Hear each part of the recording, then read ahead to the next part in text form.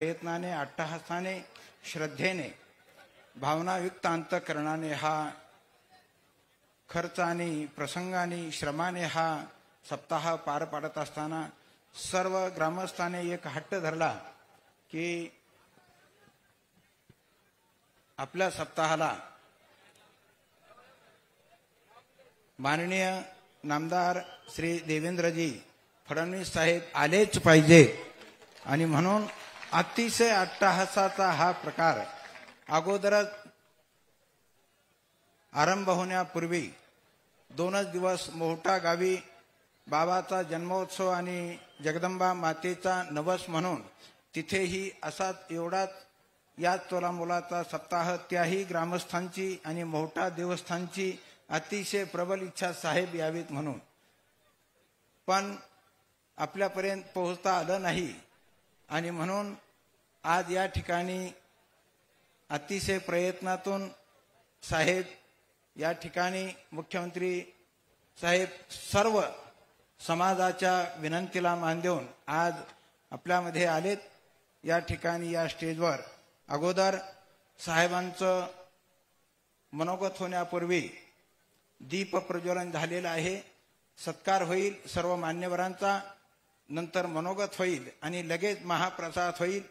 पुढची नारळ यांची यादी वाचून दाखवलेली आहे. प्रातिनिधिक स्वरूपामध्ये पुढच्या वर्षाचं नारळ इथं दिलं जाईल एकच, आणि पुढची यादी मगाशीच वाचली, परत एकदा वाचली जाईल. मागे पुढे काही झालं तर पुन्हा आणखीन आपण रावटीवर सगळी नारळ देणार आहोत. टाइम व्यस्त होऊ नाही म्हणून हा प्रकार या ठिकाणी अगोदर ग्रामस्थांच्या वतीने या राज्याचे राजे म्हणून माननीय श्री देवेंद्रजी फडणवीस साहेब आणि म्हणून राजासारखं मन आणि मनासारखा राजा यांचं स्वागत ग्रामस्थ मंडळी मौजे घाटशील पारगाव यांच्या वतीने स्वागत होईल. ग्रामस्थ मंडळी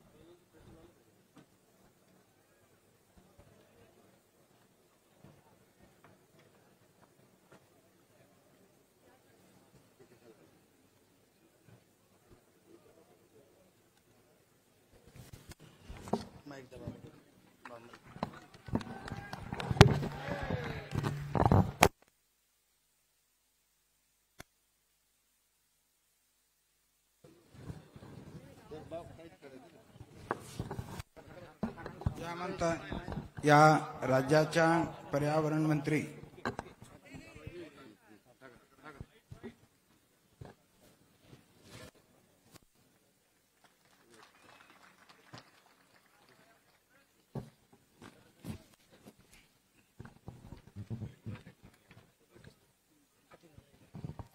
यानंतर जालना जिल्ह्याच्या पालकमंत्री माननीय नामदार पंकजाताई यांचा ग्रामस्थ करत आहे.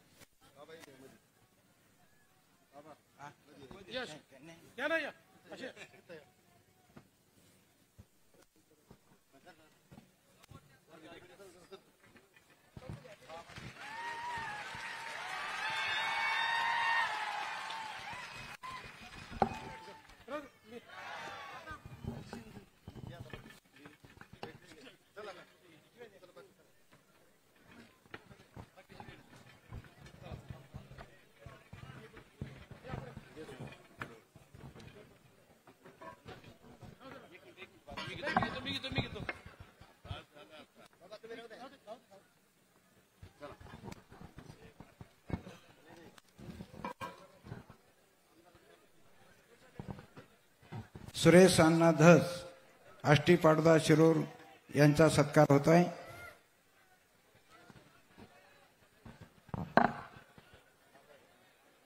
यानंतर पाथर्डी तालुक्याचे आमदार मोनिकाताई राजाळे,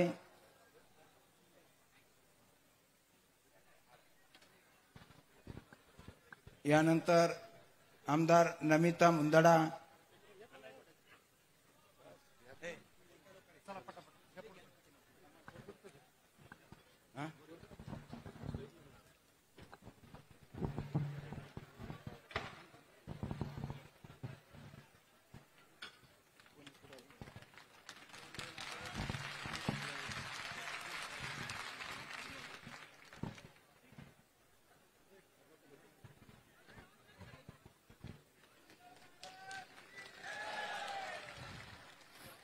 जयदत्त अण्णा क्षीरसागर माजी पालकमंत्री बीड. चला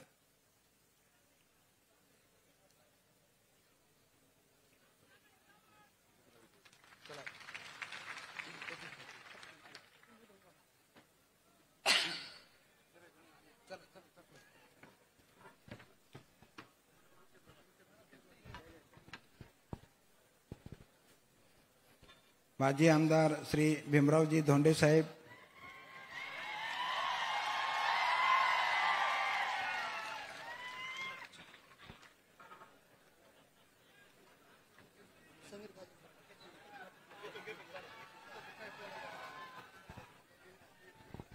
यानंतर माजी आमदार श्री मुरकुटे साहेब,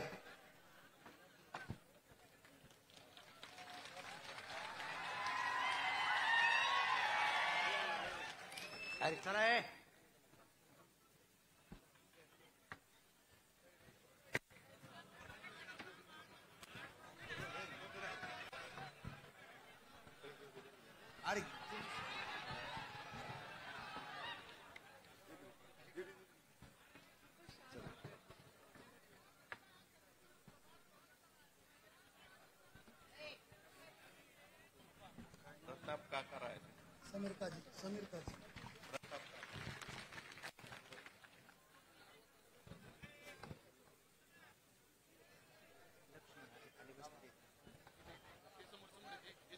पुढे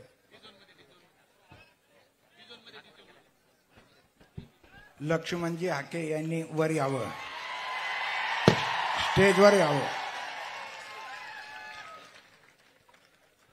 यानंतर प्रताप काका ढाकणे पाथर्डी,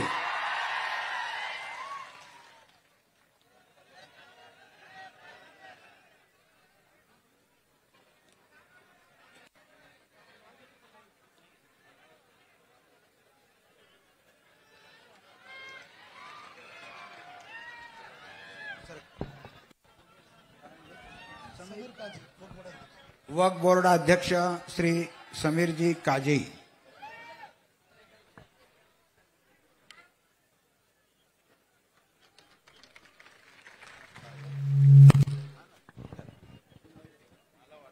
कोण राहिले नाही,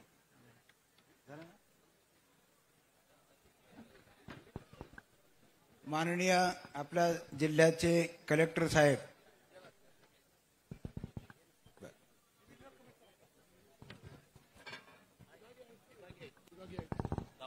विभागीय आयुक्त श्री गावडे साहेब घेतलं. बर.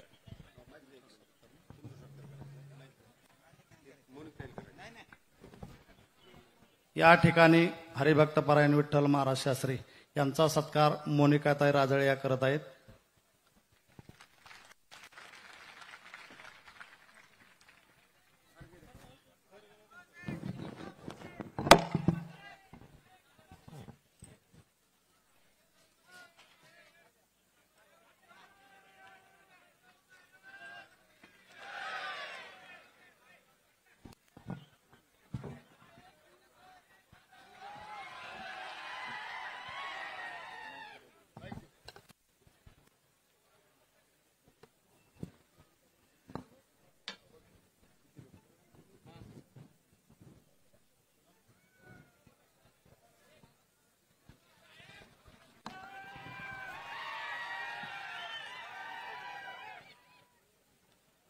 अरे वर येऊ देत.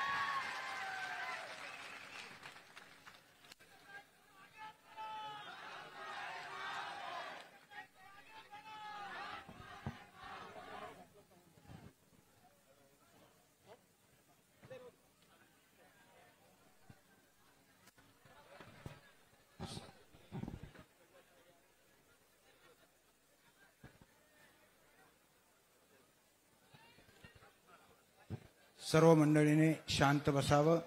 आता सर्व मान्यवराचे स्वागत. हा नाम सप्ताह आहे, वामनभाऊ महाराजांचा आहे. हे सर्व मंडळीने आणि तरुण पिढीने लक्षात ठेवा.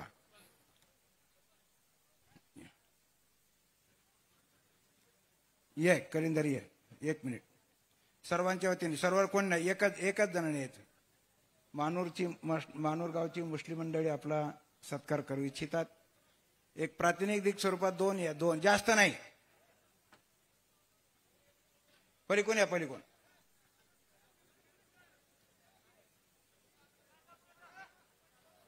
एक काय रे,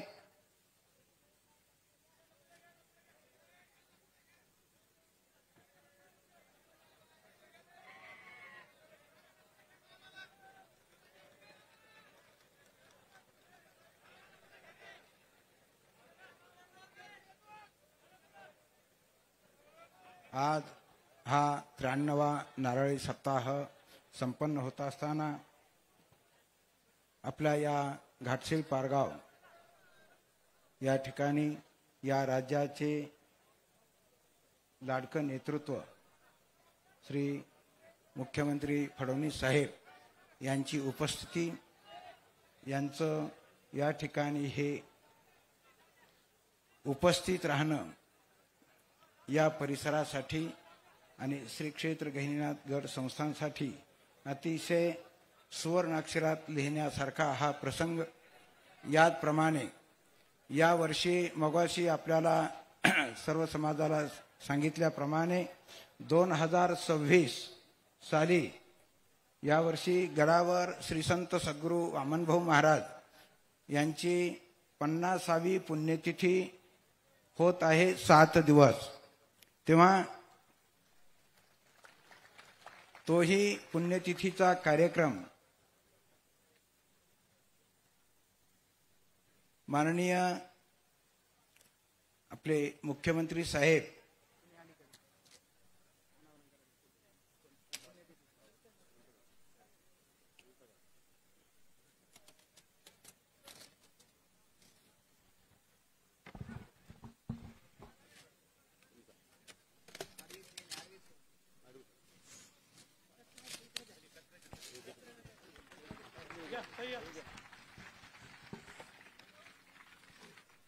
50व्या पुण्यतिथीला प्रारंभ होतोय.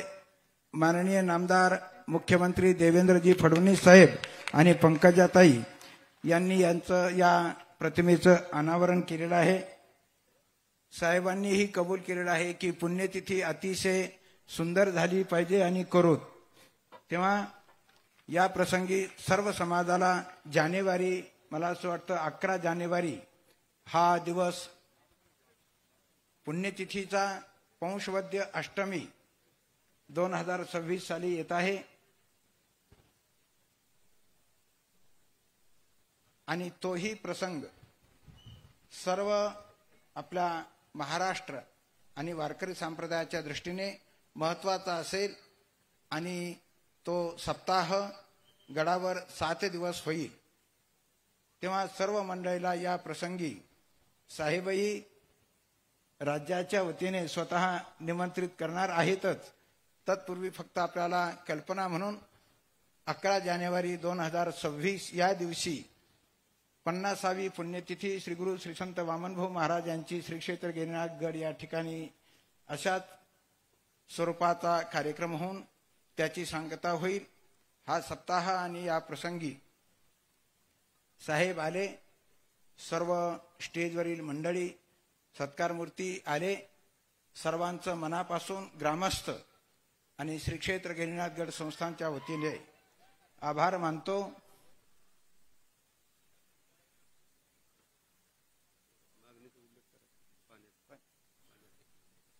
आणि अरे किती झालं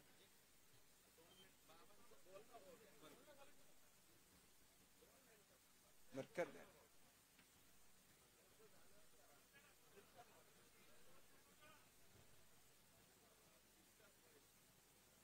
चालू काय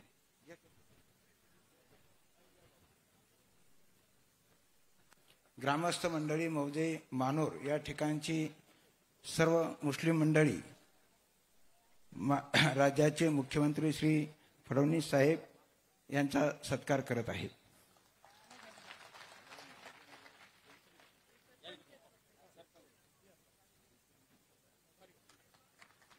त्याचबरोबर गावचे सरपंच,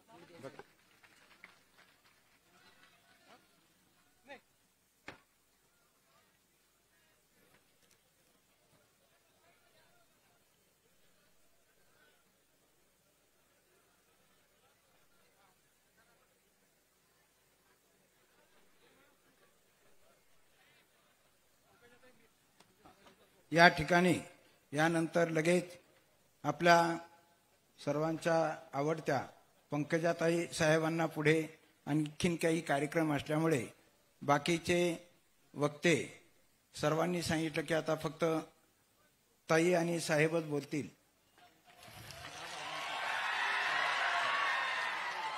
फक्त कोणीही गडबड करायची नाही, हा पहिला विषय.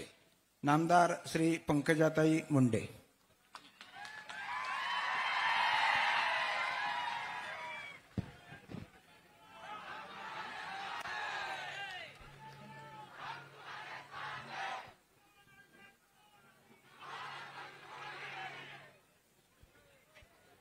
आज आपल्या घाटचे पारगाव येथे गहिनीनाथ गडाचा आपले श्रद्धास्थान वामनभाऊ यांचा परंपरागत नारळी सप्ताह होत आहे. या नारळी सप्त्याला आवर्जून आपल्या सर्वांची भेट घेण्यासाठी आपल्या सर्वांचे श्रद्धास्थान विठ्ठल महाराज यांच्या आग्रहाने, प्रेमाने, निमंत्रणाने इथे आवर्जून आलेले या राज्याचे मुख्यमंत्री, या बीड जिल्ह्यासाठी आपण नवीन नाहीत, अनेक कार्यक्रम अगदी मुंडे साहेबांच्या गोपीनाथ गडाचं भूमिपूजन ते लोकार्पण ते त्यांची प्रत्येक जयंती पुण्यतिथी आवर्जून उपस्थित राहणारे आणि आमच्या या वामन भाऊंच्या परंपरेला आवर्जून मान देण्यासाठी आलेले राज्याचे लोकप्रिय मुख्यमंत्री आदरणीय देवेंद्रजी फडणवीस, मंचावर उपस्थित माजी या जिल्ह्याचे पालकमंत्री राहिलेले जयदत्त अण्णा क्षीरसागर, या मंचावर उपस्थित असलेले भारतीय जनता पार्टीचे जिल्ह्याचे अध्यक्ष शंकर देशमुख, आष्टी मतदारसंघाचे आमदार सुरेश धस, आमच्या केजच्या आमदार नमिता ताई मुंदडा, मंचावर उपस्थित आपल्या अगदी शेजारच्या प्रत्येक सप्त्याला आवर्जून येत असणाऱ्या आमच्या आमदार मोनिका राजळे, वक्फ बोर्डाचे अध्यक्ष समीरभाई काजी, आमचे बंधू प्रतापराव ढाकणे, आमचे दुसरे बंधू जयहरी म्हणून काम करतात आणि काम चांगलं करतात आदरणीय बाळासाहेब मुरकुटे, आमचे ज्येष्ठ मार्गदर्शक माझ्या वडिलांचे मित्र आदरणीय भीमरावजी धोंडे साहेब, भारतीय जनता पार्टीचे सर्व इथे असलेले कार्यकर्ते, सर्व पंचक्रोशीतून आलेले, सर्व वामन भाऊंवर श्रद्धा असणारे सर्व वडीलधारी मंडळी, म्हणजे इथे टोपीवाले पागोटेवाले सगळे दिसतात, त्यांना माझा खूप खूप हात जोडून प्रणाम. समोर सारख्या हात हलवतायत, वर हात देऊन टाळ्या वाजवतायत जोर जोरात त्या माझ्या माय माऊलींनो, आणि घोषणा देऊन ओरडाआरडा करून असा बीड जिल्ह्याची अशी दणदणीत कार्यक्रम आहे असं वाटतंय, असं करणारे माझे युवा बांधव. या कार्यक्रमाला ज्यांनी हे आयोजन करतायत हे गाव आमचं सरपंच नवनाथ प्रकाश खेडकर, महादेव ढाकणे, उपस्थित सर्व मान्यवर, आणि मी परत एकदा आमच्या विठ्ठल बाबांच्या माध्यमातून, आमच्या सगळ्या बीडकरांच्या माध्यमातून, घाटशीळ पारगावच्या आलेल्या सगळ्या वडीलधारी मंडळी, माझ्या माऊलींच्या माध्यमातून आदरणीय देवेंद्रजी फडणवीस यांचे स्वागत करते. मला आठवतं एकदा मुंडे साहेबांनी मला सांगायचे नेहमी की मला हे कार्यक्रम जमणार नाही, तो कार्यक्रम जमणार नाही आणि तू कर. मी राजकारणात नवीन होते आणि भगवानगडावर नेहमी बाबांची दसऱ्याचा कार्यक्रम असायचा, आम्ही जायचो बघायचो. मला साहेबांनी एक दिवशी सांगितलं की विठ्ठल बाबांचा आदेश आहे आणि तुला इथे गहिनाथ गडावर जायचंय. आणि मी पहिल्यांदा, मला वाटतं 2010ला का काय आले होते बाबा, 2010ला मी आले होते. आणि मग हे सगळे मंडळी होतीच इथे, वनवे दादा होते, हे रामराव खेडकर होते, सगळे होते. आणि मी पहिल्यांदा तिथे भाषण केलं आणि मग दादा म्हणले आता काही पाठवायची गरज नाही, मी नाही आलो तरी पंकजावर भागवून घ्या, भागते की नाही हे दादा साहेबांनी विचारलं. आणि तेव्हापासून मी तिथे आले. मध्ये काही 1-2 ठिकाणी कारणामुळे, तब्येतीमुळे, आणखी काही अडचणीमुळे 1-2 वेळा ते सप्ताहाला येऊ शकले नाही.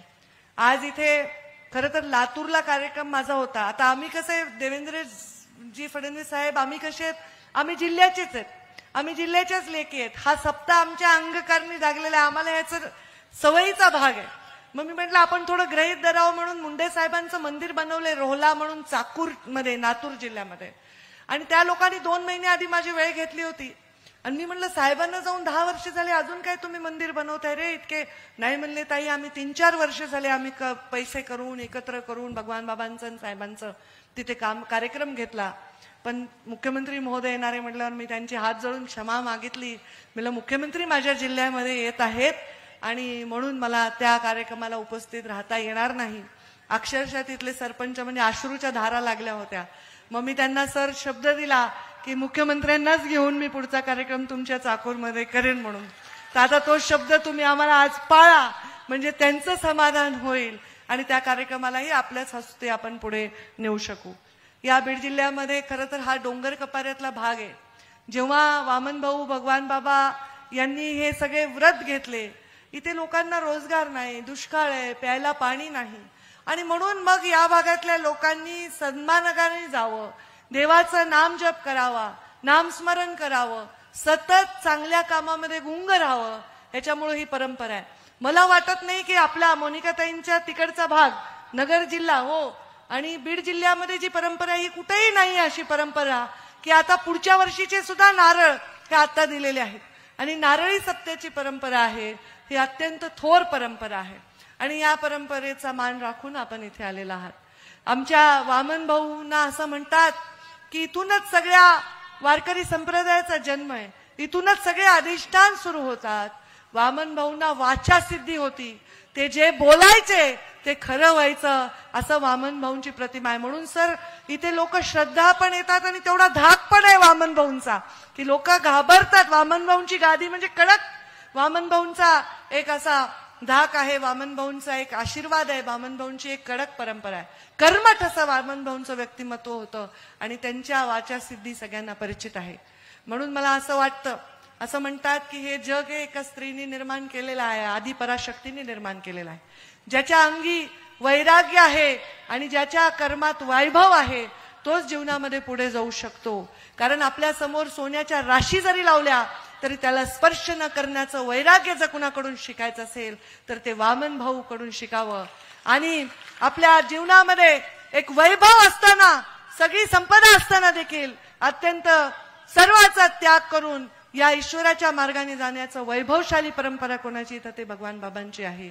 तर हे वैभव आणि हे वैराग्य ईश्वर चरणी प्रार्थना करते. मोठा देवी जवळच आहे, मोठा देवीच्या चरणी प्रार्थना करते की हे वैराग्य आणि हे वैभव सोबत राहूनच जीवनामध्ये काम करता यावं. मुंडे साहेबांचं नाव मोठं करण्याची माझी ऐपत नाही, पण ते लहान न करण्याचं तरी काम माझ्याकडून होऊ नये. मी जीवनामध्ये सामान्य माणसाचं भलं नाही करू शकले, पण कुणाला दुखवू नये हेच आशीर्वाद या निमित्ताने वामन भाऊंच्या चरणी आणि तुमच्या चरणी मी मागते. आणि एवढंच सांगते, गे माय भू तुझे मी फेडीन पांग सारे, आणि न आरतीला हे सूर्य चंद्र तारे. एवढ्या उन्हाच्या रखरखात जमलेल्या या सगळ्या गरिबांसाठी, या कष्टकऱ्यांसाठी, शेतकऱ्यांसाठी, ऊसतोड कामगारांसाठी, मजुरांसाठी सदैव कष्ट करण्याची बुद्धी शक्ती देवाने मला द्यावी. आणि मुख्यमंत्री महोदय, आपल्यावर बीड जिल्ह्याने प्रेम केलेलं आहे. बीड जिल्ह्यांचा आता हा गड आपण दत्तक घेऊन टाका, वामन भाऊंचा गड. कारण कसं आहे, सत्तेशिवाय काही होऊ शकत नाही. आम्ही प्रेम करू शकतो, आम्ही गडाच्या वाऱ्या करू शकतो, आम्ही गडाची भक्ती करू शकतो. या लोकांनी सांगितलं तर धुनानी माखलेल्या, रापलेल्या, धुळीनी वाकलेल्या या कातड्याचं जोडं करून त्यांच्या पायात सुद्धा घालू शकतो. पण सत्तेशिवाय विकास होऊ शकत नाही. तुमच्या रूपाने इथे सत्ता आलेली आहे. मी 5 वर्ष सत्तेत नव्हते तेव्हाही गडाच्या विकासासाठी तुम्ही सहकार्य केलंय. पालकमंत्री असताना मी जे केलं त्याही पेक्षा जास्त तुमच्या काळात व्हावं. आता सुद्धा मी पालकमंत्री जरी जिल्ह्याची नसले तरी पालक म्हणून तुम्हाला विनंती करते की तुम्ही हे गड दत्तक घ्या आणि त्याचा भरभरून विकास करा.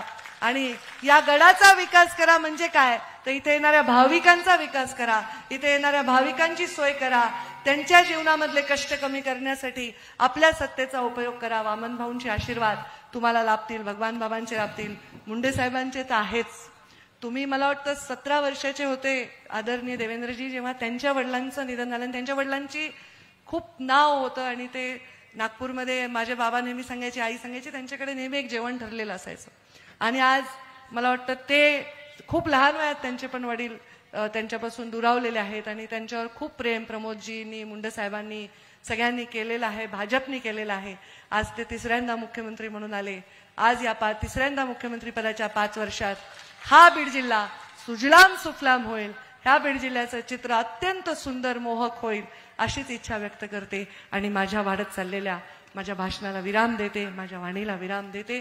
सर्वांना हात जोडून विनंती आहे, अत्यंत शांतपणे आणि शिस्तीने आपण सर्वांनी आदरणीय मुख्यमंत्र्यांचं भाषण ऐकायचं. आणि सगळ्या महिलांनी हात वर करायचे आहेत, कारण तुम्ही लाडक्या बहिणी आहेत.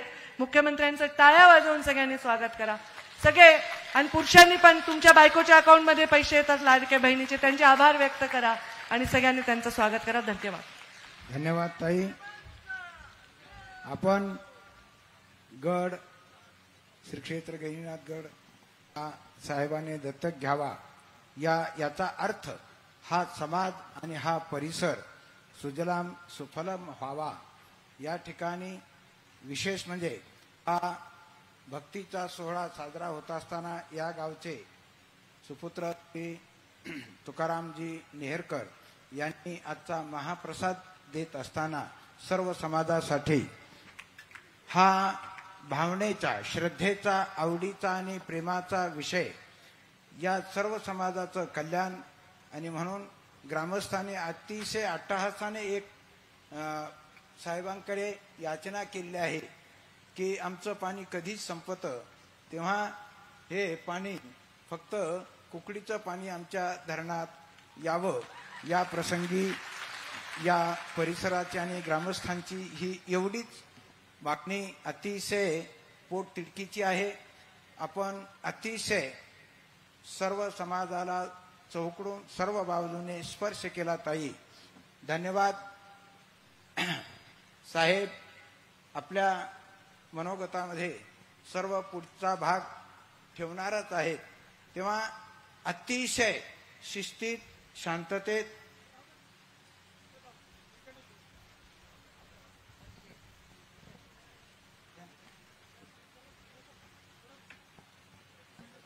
माननीय मुख्यमंत्री नामदार श्री देवेंद्रजी फडणवीस साहेब आपलं मनोगत व्यक्त करत आहे.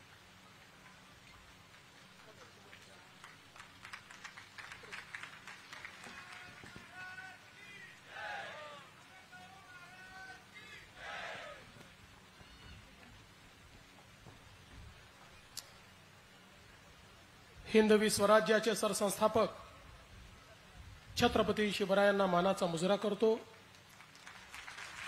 भारतीय राज्यघटनेचे शिल्पकार भारतरत्न डॉक्टर बाबासाहेब आंबेडकर यांना मानवंदना अर्पित करतो. आणि ज्यांनी आमच्या वारकरी संप्रदायाचं पाईक म्हणून, निवृत्तीनाथांचे गुरु म्हणून या ठिकाणी वारकरी संप्रदायाला दिशा दिली, विचार दिला, महाराज यांच्या चरणी नतमस्तक होतो. आणि त्याचसोबत गहिनीनाथ गडाच्या माध्यमातनं हाच वारकरी संप्रदायाचा शाश्वत विचार ज्यांनी जनाजनापर्यंत पोचवला ते संत वामनभाऊ महाराज यांच्याही चरणी मी आज नतमस्तक होतो. आणि वामनभाऊ महाराजांचं कार्य जे अव्याहतपणे या ठिकाणी गहिनीनाथ गडावरनं चालवत आहेत आणि ज्यांच्या निमंत्रणामुळे आज या ठिकाणी पारगावला मी आलो, ते महंत विठ्ठल महाराज यांच्याही चरणी मी नमस्कार करतो. मंचावर उपस्थित मंत्रिमंडळातील आमच्या सहकारी आदरणीय पंकजाताई मुंडे, सन्माननीय सुरेश अण्णा धस, आमदार नमिताताई मुंदडा, मोनिकाताई राजळे, जयदत्त अण्णा क्षीरसागर, भीमराव अण्णा धोंडे, प्रतापरावजी ढाकणे, बाळासाहेब मुरकुटे, लक्ष्मणजी हाके, शंकरजी देशमुख, समीरजी काजी, परमेश्वरजी पाटील, दिलीपजी गावडे, वीरेंद्रजी मिश्रा, अविनाशजी पाठक, मंचावरील सर्व मान्यवर आणि या ठिकाणी उपस्थित सर्व माता भगिनी आणि बंधूंनो आणि विशेषतः लाडक्या बहिणींनो, आज मला मनापासनं समाधान आहे. 93 वर्षापासनं ज्या नारळी सप्ताहाची परंपरा आहे त्या परंपरेमध्ये या पारगावमध्ये येण्याची संधी मला मिळाली आणि त्या निमित्ताने श्री संत वामनभाऊंचा आशीर्वाद देखील प्राप्त करण्याची संधी मला मिळाली. आणि म्हणून मी खरोखर सर्व गावकऱ्यांचं आणि आसपासच्या गावातनं आलेल्याही सर्व भक्त मंडळींचं महाराष्ट्र सरकारच्या वतीनं खूप खूप स्वागत करतो, अभिनंदन करतो. आपल्याला कल्पना आहे की या बीड जिल्ह्यामध्ये सप्ताहाची एक फार मोठी परंपरा आहे. खरं म्हणजे अलीकडच्या काळामध्ये आमच्या मीडियाचे लोक बीड जिल्ह्यातल्या काही गोष्टी वारंवार दाखवतात. ठीक आहे, तो त्यांचा अधिकार आहे, पण त्याच वेळी जसं बीड जिल्ह्यामध्ये कधी काळी काही वाईट होतं तसं सातत्याने 93 वर्ष अशा प्रकारचा नारळी सप्ताह देखील याच बीड जिल्ह्यामध्ये होतो. ही जी परंपरा सप्ताहांची, अध्यात्माची, वारकरी विचाराची, संतांची या बीड जिल्ह्याला लाभलेली आहे.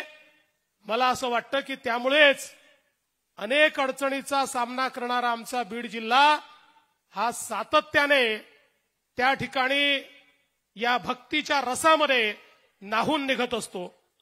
मग अशी पंकजाताईंनी सांगितलं ही गोष्ट खरी आहे की आमचे नेते गोपीनाथरावजी मुंडे यांच्या आशीर्वादाने या महाराष्ट्रामध्ये वेगवेगळ्या पदांवर काम करण्याची संधी आम्हाला मिळाली आणि त्यातून या बीड जिल्ह्याशी देखील एक वेगळं नातं हे आमचं तयार झालं आहे. आणि जेव्हापासनं गहिनीनाथ गडावर येण्याची सुरुवात झाली तेव्हापासनं या नात्याला एक वेगळा अशा प्रकारचा रंग देखील त्या ठिकाणी आलेला आहे. हे सांगताना मला अतिशय आनंद वाटतो. मागच्या काळामध्ये गहिनीनाथ गडाचं विकासाचं कार्य ताई आपण हातामध्ये घेतलं. आता बरंच पुढे ते गेलेलं आहे. अजून भरपूर काम देखील त्या ठिकाणी करायचं आहे. पण ताईंनी आणि विठ्ठल महाराजांनी सांगितलं की मी गहिनीनाथ गड दत्तक घ्यावा. विठ्ठल महाराज गड दत्तक घ्यायची माझी ऐपतही नाही, माझी अवकातही नाही. मी गडाला दत्तक घ्यायला तयार आहे. तुम्ही मला दत्तक घ्या आणि गडाची जबाबदारी निश्चितपणे आम्ही सगळे मिळून या ठिकाणी घेऊ. आणि गडावर येणारा जो प्रत्येक भाविक आहे त्याच्या जीवनामध्ये 2 चांगले क्षण त्या ठिकाणी झाले पाहिजेत. उत्तम व्यवस्था झाली पाहिजे. आणि हा जो आमचा गड आहे हा गड एक प्रकारे ज्या गहिनीनाथ महाराजांनी या वारकरी संप्रदायाला विचार दिला त्याची एक प्रकारे सुरुवात केली असं देखील आपल्याला म्हणता येईल. अशा प्रकारच्या गडाचा उत्तम विकास झाला पाहिजे हा प्रयत्न निश्चितपणे आम्ही सुरू केलेला आहे आणि येत्या काळात तो पूर्णत्वास देखील आम्ही घेऊन जाऊ. मी आज या निमित्ताने सांगू इच्छितो की केवळ गडाचाच विकास नाही तर ताईंनी सांगितलं हेही महत्वाचं आहे की गडावर येणाऱ्या प्रत्येक व्यक्तीचा विकास देखील झाला पाहिजे. आमचा हा बीड जिल्हा जो सातत्याने दुष्काळाच्या छायेत आहे त्याला दुष्काळातनं बाहेर काढलं पाहिजे. आमच्या मराठवाड्याला दुष्काळातनं बाहेर काढलं पाहिजे. आणि म्हणून आपण प्रयत्न सुरू केला. आणि मागच्या काळामध्ये आपलं जे हक्काचं कृष्णेचं पाणी होतं ते पाणी आपण त्या ठिकाणी आष्टीमध्ये आणण्याकरता निर्णय केला आणि आज ते पाणी आष्टीपर्यंत पोहोचतं आहे. पण तिथपर्यंत केवळ पोहोचून चालणार नाही. अख्ख्या जिल्ह्याला त्या ठिकाणी आपल्याला पाणीदार करायचं आहे आणि तोच आमचा प्रण आहे. आताच या गावच्या लोकांनी देखील मागणी केली. खरं म्हणजे आताची आमची परिस्थिती अशी आहे की एका हौदात पाणी आहे आणि प्रत्येकाला त्याच हौदातनं पाणी हवं आहे. पाणी वाढत नाहीये, मागणारे वाढतायत. त्याच्यामुळे एक मोठं संकट तयार झालंय. पण मला या ठिकाणी सांगितलं पाहिजे की संतांच्या आशीर्वादाने या मराठवाड्याला कायम दुष्काळ मुक्त करण्याकरता समुद्रात वाहून जाणारं 53 टीएमसी पाणी हे गोदावरीच्या खोऱ्यात आणण्याच्या योजनेला आम्ही मान्यता दिलेली आहे. आता त्याचे आराखडे तयार होत आहेत आणि आमचा प्रयत्न आहे की या वर्षाच्या शेवटी किंवा पुढच्या वर्षी हे काम आम्ही सुरू करणार आहोत ज्यातनं या मराठवाड्याला कायमचं दुष्काळ मुक्त करणार आहोत. आणि त्यासोबत आपल्याला माहिती आहे सुरेशांना की या ठिकाणी 21 टीएमसी पाणी हे मराठवाड्याला मिळायला हवं होतं. पण ज्यावेळी आम्ही निर्णय केला त्यावेळी लक्षात आलं की केवळ 7च टीएमसी पाणी आहे. उरलेलं पाणी ऑलरेडी पळवलेलं आहे. पण आता काळजी करू नका. आता जे कृष्णा कोयनेला जो पूर येतो त्या पुराचं पाणी आम्ही वर्ल्ड बँकेच्या माध्यमातनं, वळण बंधाऱ्याच्या माध्यमातनं या संपूर्ण परिसरामध्ये आणण्याच्या योजनेला मान्यता दिलेली आहे. आणि या मे महिन्यामध्ये त्याचं टेंडर देखील आम्ही काढतो, ज्यातनं हे सगळं पाणी त्या ठिकाणी आपण खऱ्या अर्थानं मराठवाड्याकडे आणू. आणि हा जो सगळा पश्चिम महाराष्ट्राशी लगत अशा प्रकारचा मराठवाड्याचा भाग आहे किंवा नगर जिल्ह्याशी लगत जो भाग आहे, याला दोन्ही बाजूने, एकीकडे नगर जिल्ह्याच्या बाजूने आणि दुसरीकडे सोलापूरच्या बाजूने आपण हे पाणी जे आहे उजनी धरणातनं ते या ठिकाणी आणू. अशा प्रकारचा जवळपास, म्हणजे आपल्याला आश्चर्य वाटेल, 30 टीएमसी पाणी हे त्या ठिकाणी वळण बंधाऱ्याच्या माध्यमातून आपल्याला प्राप्त होत आहे. आणि म्हणून हा जो काही एक साधारणपणे विवाद असतो, कुठेतरी नगर जिल्हा आणि नाशिक आणि नगर एकत्रितपणे आणि मराठवाडा एकीकडे, अशा प्रकारच्या ज्या भानगडी होत असतात, या कायमच्या आपल्याला त्या ठिकाणी संपवायच्या आहेत. आज कुकडीच्या संदर्भात आपण या ठिकाणी मागणी करतात. कुकडीच्या संदर्भात ऑलरेडी प्रचंड स्ट्रेस त्या कुकडीवर आहे. आणि असं असताना याचं पाणी त्याला आणि त्याचं पाणी याला, म्हणजे याची टोपी त्याच्या डोक्यावर आणि त्याची टोपी याच्या डोक्यावर, असं न करता खऱ्या अर्थानं तुमच्या हक्काचं पाणी हे तुमच्यापर्यंत पोहोचवण्याचं काम हे आपलं सरकार या ठिकाणी करून दाखवेल. आणि या मराठवाड्यातल्या या पिढीनी दुष्काळ पाहिला, पण मराठवाड्याच्या पुढच्या पिढीला दुष्काळ पाहू देणार नाही, अशा प्रकारचा या ठिकाणी संकल्प आम्ही केलाय. आणि म्हणूनच हा जो संकल्प आहे हा पूर्ण करण्याकरता संत वामन भाऊंसारख्या संतांचा आशीर्वाद देखील पाठीशी असणं हे अत्यंत महत्वाचं आहे. संतांचा आशीर्वाद हीच खरी आपली शिदोरी आहे. आपला देश, आपला धर्म, आपली परंपरा, आपली संस्कृती ही जिवंत राहिली. कारण कितीही आक्रमण झाले तरीही आपल्या संतांनी मार्ग सोडला नाही आणि संतांनी दाखवलेला मार्ग हा समाजाने देखील सोडला नाही. आणि म्हणून कितीही दुष्काळ असला तरी आमचे सप्ताह होतात, सुविचार लोकांच्या कानी जातात, लोक एकत्रित येतात. आणि या सप्ताहांचा सगळ्यात महत्वाचा भाग जर काही असेल तर सर्व समाजाचे लोक एकत्रित असतात. कुठलाही भेदभाव आमच्या वारकरी संप्रदायाने कधी ठेवला नाही. कधी वारकरी संप्रदायाने तू कोणत्या जातीचा आहे, तू कोणत्या समाजाचा आहे, तू वरचा आहे की खालचा आहे, हे कधीच विचारलं नाही. त्या ठिकाणी येणारा प्रत्येक व्यक्ती हा वारकरी असतो आणि या ठिकाणी येणारा प्रत्येक व्यक्ती हा गहिनीनाथ गडाचा त्या ठिकाणी अनुयायी असतो. संत वामन भाऊ महाराजांना नतमस्तक होणारा असतो. आणि म्हणूनच ही जी परंपरा आहे ही समाज बनवणारी परंपरा आहे, समाज तोडणारी परंपरा नाही. आणि म्हणून 93 वर्ष अव्याहतपणे परंपरा चाललेली आहेत. आणि आमचे मुस्लिम बांधव देखील या परंपरेमध्ये या ठिकाणी सामील झालेले आहेत. ही देखील अत्यंत आनंदाची गोष्ट आहे. मी आज या निमित्ताने आपल्या सर्वांना या ठिकाणी अभिवादन करतो. आणि आपल्याला मी या निमित्ताने एवढंच आश्वासित करतो, विठ्ठल महाराज, आपण जेव्हा जेव्हा आम्हाला बोलवाल तेव्हा तेव्हा तर येऊच, पण एखाद वेळेस तुम्ही बोलवायला विसरलात तर या ठिकाणी भक्त म्हणून स्वतःहून देखील येऊ, हा विश्वास मी आपल्याला देतो. आणि गडाचा आणि गडाच्या अनुयायांचा विकास आम्ही सगळे मिळून निश्चितपणे करू, हा विश्वास आपल्याला देत पुन्हा एकदा वामन भाऊ महाराजांच्या चरणी या ठिकाणी नतमस्तक होत मी माझे 2 शब्द संपवतो. धन्यवाद. जय हिंद, जय महाराष्ट्र. धन्यवाद साहेब. आपल्याला वामन भाऊ महाराजांनी नक्की दत्तक घेतलेलं आहे.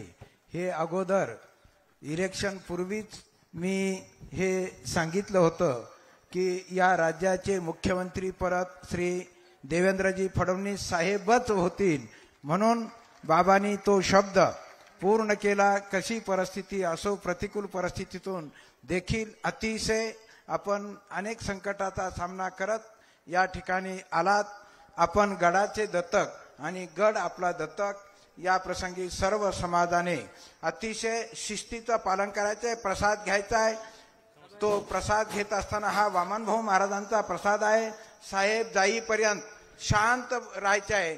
साहेबांना जात असताना कोणीही इकडं रोडकडे यायचं नाही. प्रसाद घ्यायचा आहे हा सप्ताहाचा प्रसाद आहे. रामकृष्ण हरी. आपण सर्वांनी शिस्तीचं पालन करा आणि प्रसाद घेतल्याशिवाय कोणीही जायचं नाही.